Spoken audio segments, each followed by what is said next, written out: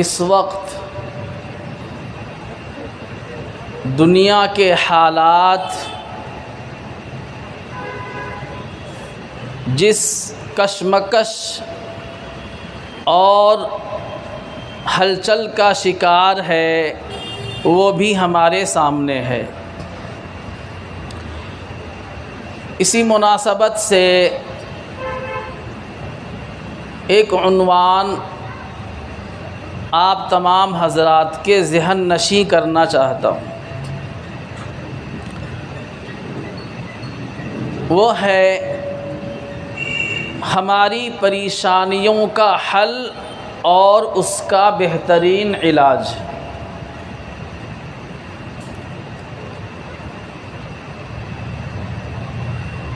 نبی پاک صلی اللہ علیہ وسلم کی ذات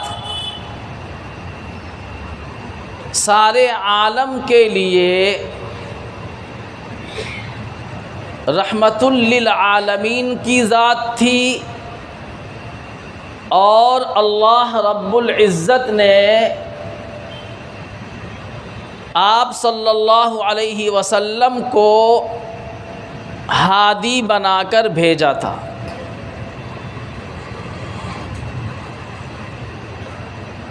ہدایت والا کام جو ایک پیغمبر اور نبی کا ہوا کرتا تھا،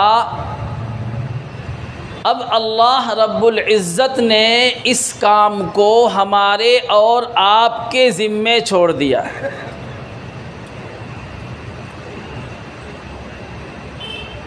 قرآن اور حدیث کے اندر جب ہم گہرائی کے ساتھ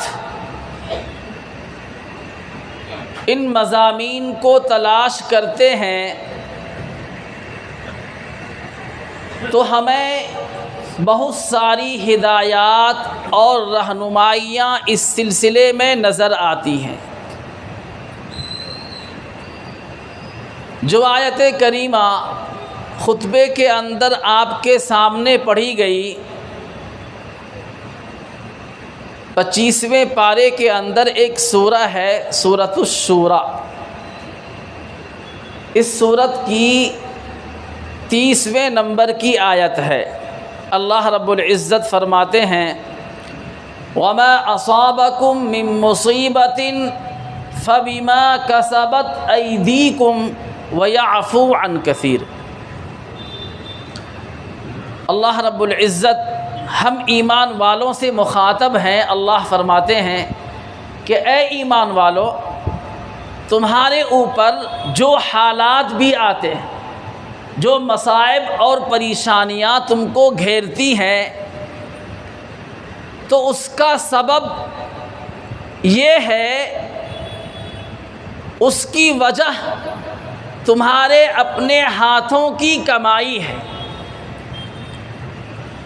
اور یاد رکھو، بہت مرتبہ اللہ تم سے درگزر فرما دیتا ہے وَيَعْفُو عَن كَثِيرٍ، کیونکہ اگر اللہ گرفت کرنے پر آ جائے، پکڑنے پر آ جائے، تو پھر ہماری کیا مجال ہے کہ ہم اس دنیا میں، عالم میں ایک قدم آگے بڑھا سکیں۔ صاف صاف اللہ رب العزت ارشاد فرما رہے ہیں کہ جو حالات بھی، جو مصائب اور پریشانیاں تمہارے اوپر آ رہی ہیں، ان کا جب تم سبب تلاش کرو گے، ان کے وجوہات پر غور کرو گے، تو سمجھ میں آئے گا کہ وہ تو تمہارے اپنے ہاتھوں کی کمائی ہے۔ اور یاد رکھو، میری ذات وہ ہے، اللہ فرماتا ہے کہ میں ہر قدم پر تمہاری گرفت نہیں کرتا، میں تو اکثر و بیشتر تمہیں معاف کر دیا کرتا۔ یہ اس آیت کریمہ کا سادہ سا ترجمہ ہے۔ پھر میں نے اسی مضمون کو مدلل کرنے کے لیے ایک حدیث پاک کا سہارا لیا۔ اللہ کے محبوب فرماتے ہیں اعمالکم عمالکم، کہ تمہارے اوپر جو حاکم اور بادشاہ مسلط ہوتے ہیں،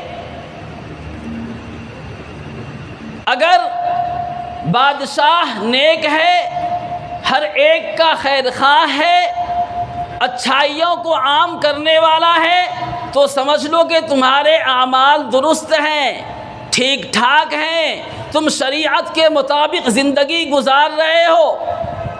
لیکن اگر تمہارے اوپر مسلط ہونے والا بادشاہ، تمہارا حاکم ظالم ہے، ظلم کرنے والا ہے، لوگوں کے ساتھ زیادتی کر رہا ہے، تو اس کا مطلب یہ ہے کہ تمہارے اعمال کے اندر گڑبڑی ہے۔ تم شریعت مطہرہ کو پسے پشت ڈال چکے ہو، تمہیں اللہ اور اس کے رسول کے احکامات سے کوئی مطلب نہیں ہے۔ اعمالکم عمالکم۔ آدمی چیختا چلاتا ہے، پریشانیوں کی شکایت کرتا ہے، لیکن جب اس سے کہا جائے کہ اپنے اعمال کو درست کرو تو وہ آدمی اس کے لیے تیار نہیں ہوتا ہے۔ یاد رکھیے، جب تک ہمارے اعمال درست نہیں ہوں گے، ہم 100 سال بھی یہ تصور کیے رہیں کہ ہمارے حالات درست ہو جائیں، یہ امپوسیبل ہے۔ کافر اور مشرک کے درمیان یہی تو ایک فرق ہے کہ کافر کی ساری توجہ، اس کی ساری محنت اور کوشش اسباب پر ٹکی ہوئی ہے۔ وہ یہ سمجھتا ہے کہ میرے لیے جو بھی خیر اور بھلائی ہوتا ہے میں اس کو اپنی کوشش سے حاصل کرتا ہوں، اسباب کی بنیاد پر حاصل کرتا ہوں۔ جبکہ ایک مومن کی شان یہ ہونی چاہیے، اگرچہ شریعت مطہرہ نے مومن اور مسلمان کو بھی اسباب اختیار کرنے کا حکم دیا ہے، لیکن ساتھ ہی ساتھ یہ بھی کہہ دیا کہ تمہاری اصل نگاہ اور نظر اللہ کی ذات پر ہونی چاہیے۔ ایک موقع پر ایک صحابی رسول آقا کریم صلی اللہ علیہ وسلم کی دربار میں حاضر ہوتے ہیں اور ایک اہم سوال پوچھتے ہیں۔ وہ کہتے ہیں کہ یا رسول اللہ، میں اکثر و بیشتر جنگلات کے اندر اپنے اونٹ چرایا کرتا ہوں، کبھی کبھی نماز کا وقت جنگلات میں آ جاتا ہے تو مجھے نماز پڑھنی ہوتی ہے، اس موقع سے میں کیا کروں؟ کیا اپنے اونٹوں کو اسی طریقے سے چھوڑ کر نماز کی نیت باندھ کر نماز پڑھنا شروع کر دوں؟ اللہ کے رسول نے فرمایا اعقل ساقہا وتوکل، کہ نہیں، یہ طریقہ نہیں ہے، پہلے اسباب اختیار کرو۔ نماز پڑھنا ہے، اپنے اونٹ کو رسیوں سے باندھو، اس کے بعد اللہ پر توکل اور بھروسہ کر کے اپنی نماز میں لگو۔ یہ رسی سے اپنی اونٹ کو باندھنا، یہ اسباب اختیار کرنا ہے۔ اس اسباب کے اختیار کرنے کے بعد بھی اللہ کے نبی نے جو ٹکڑا جملہ ارشاد فرمایا وہ قابل غور ہے۔ آپ نے فرمایا وتوکل، اب اللہ پر بھروسہ کرو۔ میں اس کو مزید واضح کرتا ہوں۔ ہم اور آپ بیمار پڑتے ہیں، پڑھتے ہیں کہ نہیں پڑھتے ہیں؟ بیماری انسان ہے تو اس کے جسم کی جو ضروریات ہے وہ اس کے ساتھ لگے ہوئے ہیں۔ اب ایک مسلمان بیمار پڑا تو کیا کرے گا؟ وہ اس کے لیے تدبیر اختیار کرے گا کہ مجھے صحت مل جائے، چنانچہ ڈاکٹر کے پاس جائے گا یا حکیم کے پاس جائے گا، طبیب کے پاس جائے گا، تو وہ ڈاکٹر اس کو نسخہ لکھ کے دے گا کہ فلاں فلاں دوائیاں لے لو اور اس کو استعمال کرو، تم صحیح ہو جاؤ۔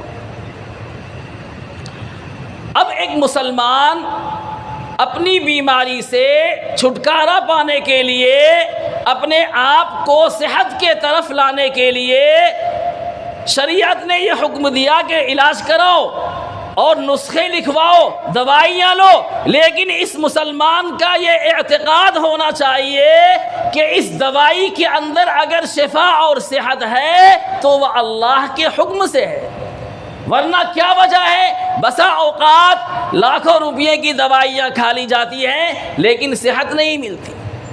وجہ سمجھ میں آ رہا ہے کہ ایک مسلمان دوائی لے گا، استعمال بھی کرے گا، لیکن اس کا مکمل اعتماد اور بھروسہ اس دوائی پر نہیں ہونا چاہیے۔ کہاں ہونا چاہیے بھائی؟ اللہ کی ذات پر ہونا چاہیے کہ اگر اللہ کی اجازت ہوگی تو شفا ملے گی، اور اگر اللہ نہ چاہے تو لاکھ دوائیاں کھا لو، شفا ملنے والی نہیں ہے۔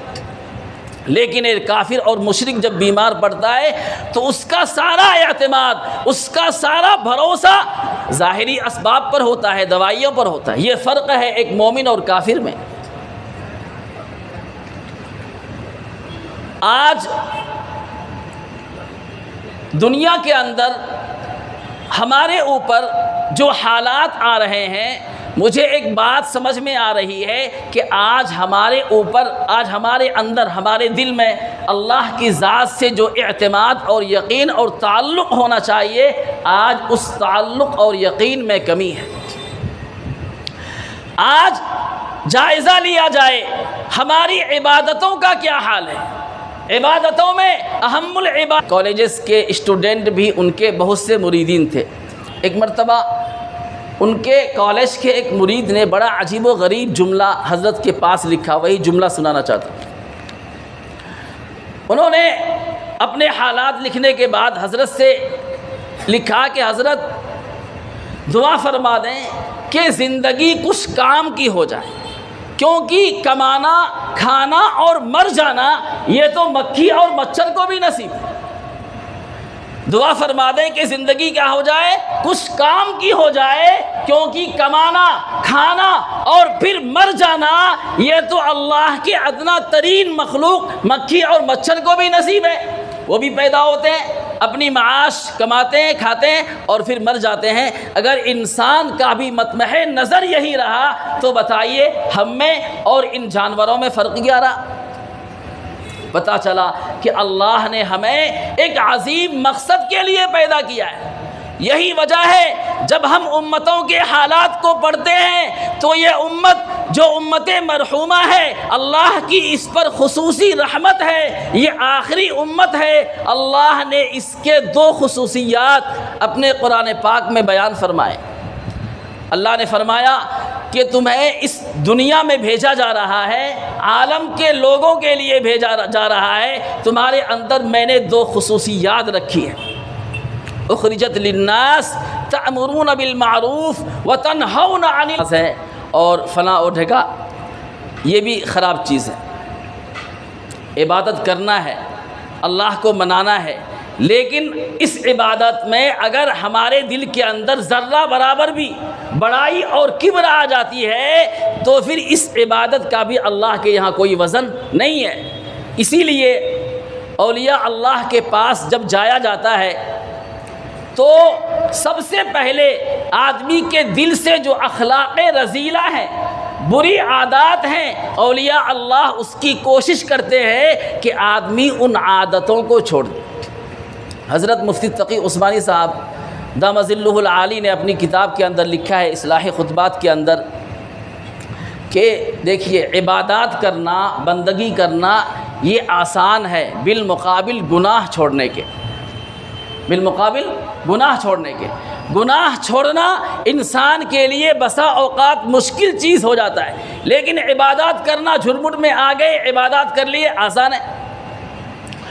اور اللہ نے قرآن کے اندر فرمایا، حکم دیا وَذَرُوا ظَاهِرَ الْإِثْمِ وَبَاطِنَهُ، تمہارے اوپر لازم ہے کہ تم ظاہری گناہوں کو بھی چھوڑو اور باطنی گناہوں کو بھی چھوڑو۔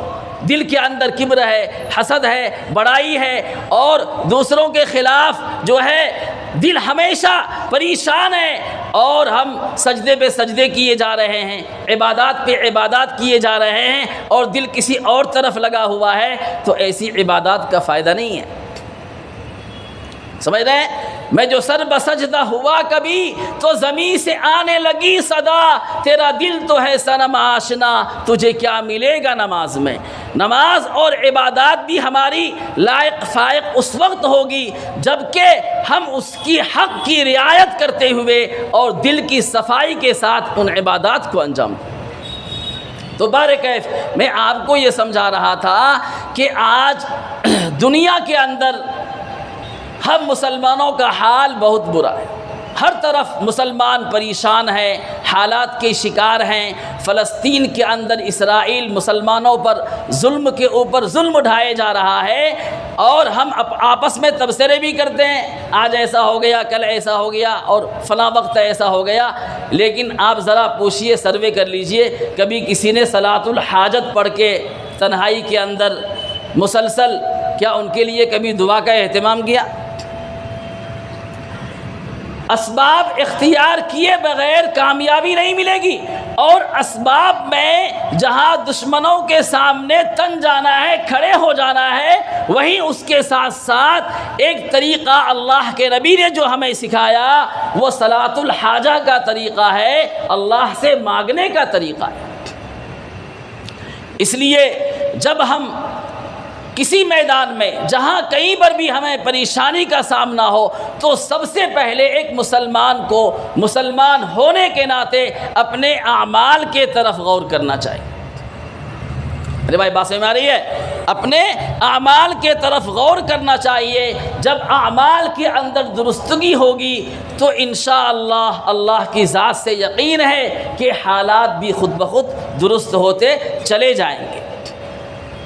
اور دوسری بات، یہ دنیا تو عارضی ہے نا، یہاں کا قیام، یہاں کی رونق، یہاں کی چمک دمک کسی بھی چیز کے اندر دوام نہیں ہے۔ ہمیں اللہ نے جو ذمہ داری دے کر بھیجا ہے، اس ذمہ داری کا جو ثمرہ اور صلہ اور پھل ہے وہ آخرت کے اندر ملنے والا ہے۔ اس لیے اگر ہم یہ چاہیں گے کہ اس دنیا کے اندر ہمیں ہر طرح کی پریشانیوں سے نجات مل جائے اور دنیا ہماری جنت ہو جائے، تو یہ تو امپاسبل ہے، حالات لگے رہیں گے۔ مفتی تقی عثمانی صاحب دام ظلہ العالی نے بہت عجیب مثال بیان فرمائی۔ فرماتے ہیں کہ ایک آدمی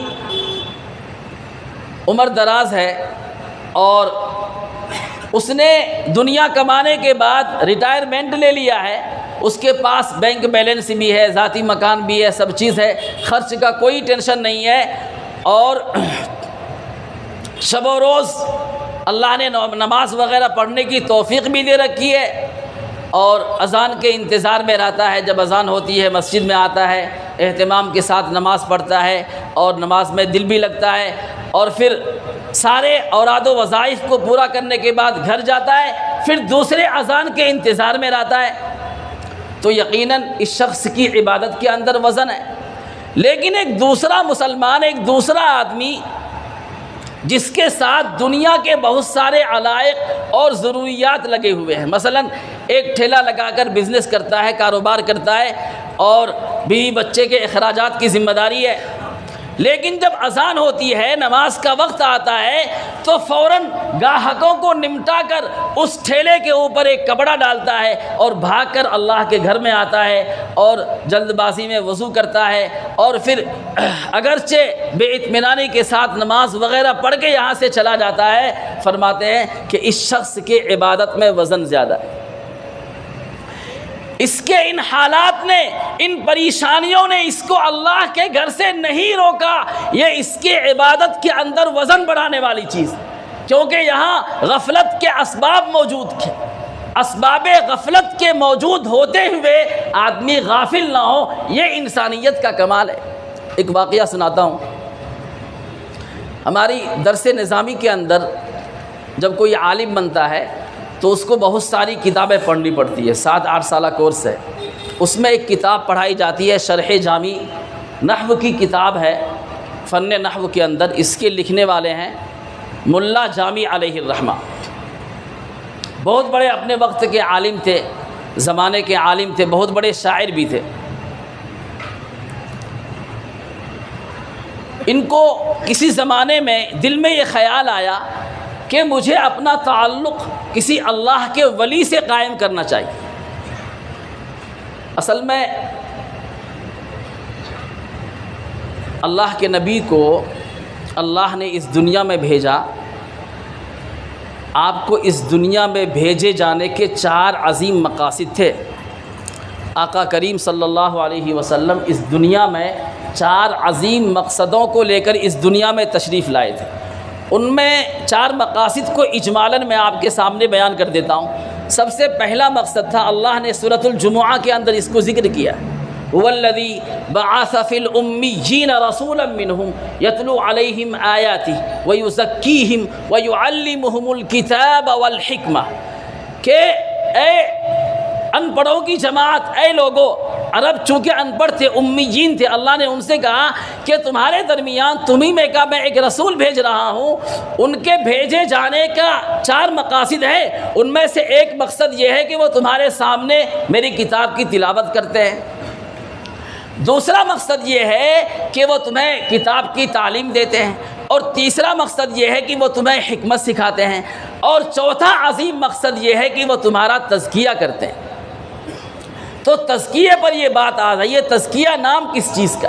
تو میں نے بتایا تزکیہ کا مطلب یہی ہے کہ اپنے دل کو برے عادات سے پاک کر کے اس دل کے اندر جو اوصاف حمیدہ ہیں، اچھے اخلاق ہیں، وہ ہمارے دل کے اندر پیدا ہو جائیں، یہی تزکیہ کا حاصل ہے۔ اور اولیاء اللہ کے پاس اسی غرض کے لیے جایا جاتا ہے۔ تو ان کو یہ خیال آیا کہ میں بھی اپنا رابطہ کسی اللہ والے سے کروں تو کیا ہی بہتر ہو۔ چنانچہ اس زمانے میں ایک بہت بڑے اللہ کے ولی تھے، عبید اللہ احرار ان کا نام تھا، اللہ کے ولی بھی تھے، اور اللہ نے مال و اسباب سے ان کو نواز رکھا تھا۔ بڑا کر و فر، بڑے حشم و خدم، اور بڑی حویلی، اور لنگر چل رہے ہیں، مخلوق خدا آ رہی ہے، کھا رہی ہے اور جا رہی ہے، بہت مال و اسباب کا بڑا اللہ نے ان کو وسعت، کشادگی عطا فرمایا تھا۔ ہمارے اولیاء اللہ میں سے بہت سارے بزرگ ایسے گزرے ہیں، آپ ان کے حالات پڑھیں گے تو آپ کو نظر آئے گا کہ اللہ نے بڑی وسعت دے رکھی تھی۔ شاہ عبد القادر جیلانی علیہ الرحمہ ہے، اور نظام الدین اولیاء علیہ الرحمہ ہے دہلی کے اندر، آپ جائیے سمجھ میں آئے گا۔ خیر بہرحال یہ عبید اللہ احرار رحمۃ اللہ علیہ کے پاس گئے تو ڈائریکٹ نہیں مل سکتے تھے، تو ان سے کہا گیا کہ مہمان خانے میں ٹھہریے، جب وقت ملے گا تو آپ کو بلایا جائے گا۔ لکھا ہے کتابوں کے اندر کہ جب ملا جامی علیہ الرحمہ نے وہاں یہ کر و فر دیکھا، بڑے مال و اسباب کا ریل پیل ہے، اور مہمان خانے ہیں، حویلیاں ہیں، سواریوں کی کمی نہیں ہے، تو ان کے دل میں یہ خیال آیا کہ بھائی نمردست آنکھیں دنیا دوست دارت، یہ تو یہاں اتنی چہل پہل ہے، یہ شخص اللہ کا ولی کیسے ہو سکتا ہے؟ کبھی کبھی ہمارے ذہن میں بھی آتا ہے، کبھی کسی کی حالت کو دیکھ کر ہم جج کر لیتے ہیں کہ یہ تو اس پائے کا نہیں لگتا ہے۔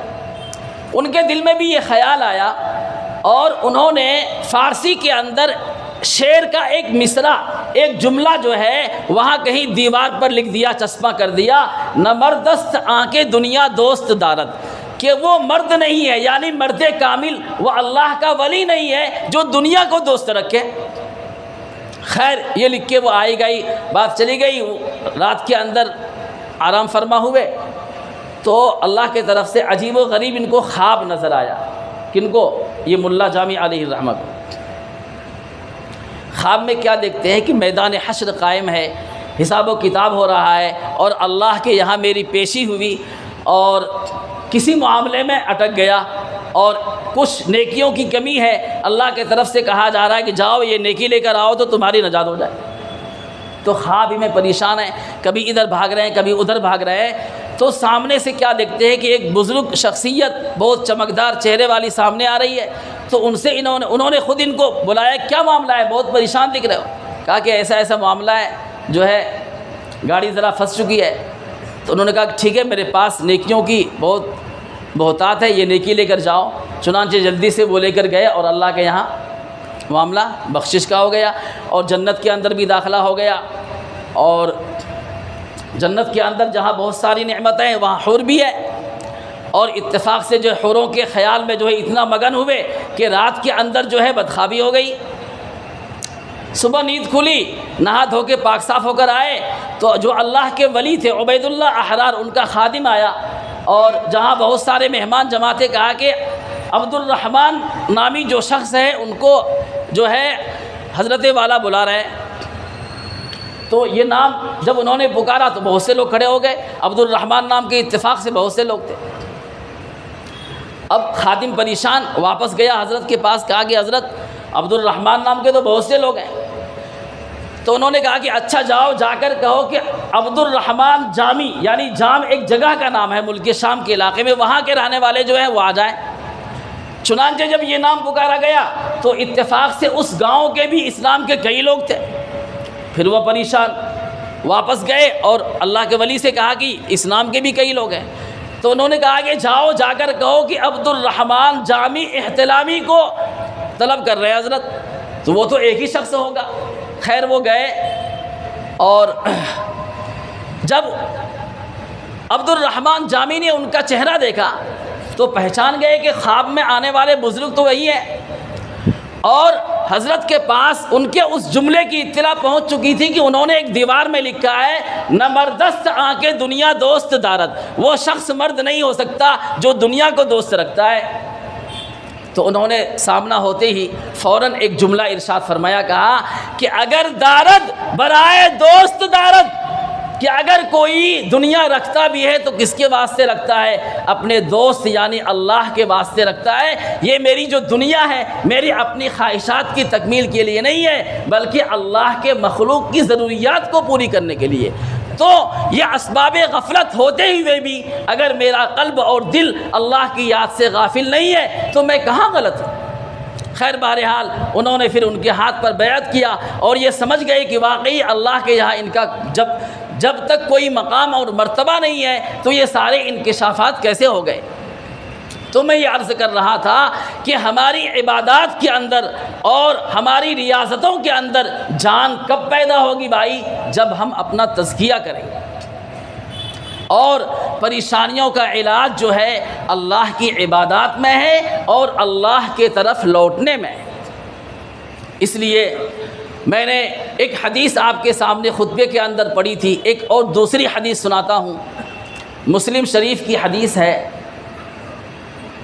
اللہ کے نبی کے ایک بہت ہی فقیہ اور زاہد صحابی ہیں حضرت عبداللہ ابن ابی اوفا رضی اللہ تعالیٰ عنہ. کیا نام ہے؟ حضرت عبداللہ ابن ابی اوفا.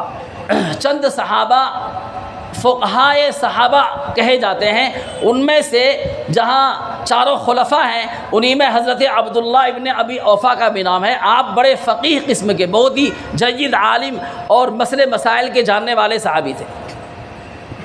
ان سے ایک روایت احادیث کی کتابوں کے اندر مروی ہے.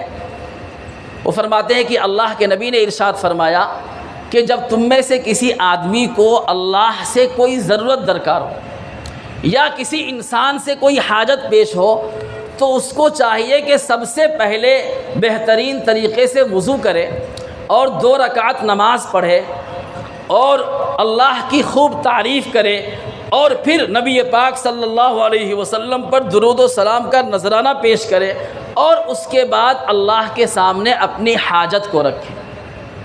ایک لمبی دعا سکھلائی گئی, لا الہ الا اللہ الحلیم الکریم سبحان اللہ رب العرش العظیم. لمبی دعا ہے. میں جو بتلانا چاہتا ہوں اسی کو صلاۃ الحاجت بھی کہتے ہیں. آج جو فلسطین کے حالات ہیں اور مسلمانوں پر جو قیامت ٹوٹا ہوا ہے, اسباب کے درجے میں وہ جو مجاہدین ہیں القسام ہو یا اس کے جو بھی رفقا ہوں وہ مقابلہ کر رہے ہیں, اور جس کو بھی اللہ وسعت اور طاقت دے برائی کے روک تھام کے لیے, ظلم کو روک تھام کے لیے وہ آگے بڑھے. حضرت اس حدیث کو یہاں پر رکھ کر ایک اور حدیث سناتا ہوں. حضرت ابو سعید خدری رضی اللہ تعالی عنہ کی ایک حدیث ہے. انہوں نے فرمایا کہ اللہ کے نبی فرماتے ہیں من رعا منکم منکرا فلیغیر بیدہ فإن لم یستطع فبلسانہ فإن لم یستطع فبقلبہ. کہ دیکھو جب تم میں سے کوئی شخص جہاں کہیں پر بھی کوئی برائی ہوتا دیکھے تو اسے چاہیے کہ اپنے ہاتھ سے روکے. تو جن کو اللہ نے یہ مقام اور مرتبہ عطا کر رکھا ہے کہ ظلم کے خلاف کھڑے ہوں, ظلم کو روکیں, وہ اپنے طور پر روک رہے ہیں. لیکن ہمارے اندر اگر وہ طاقت اور سکت نہیں ہے تو پھر ہمیں کیا کرنا چاہیے؟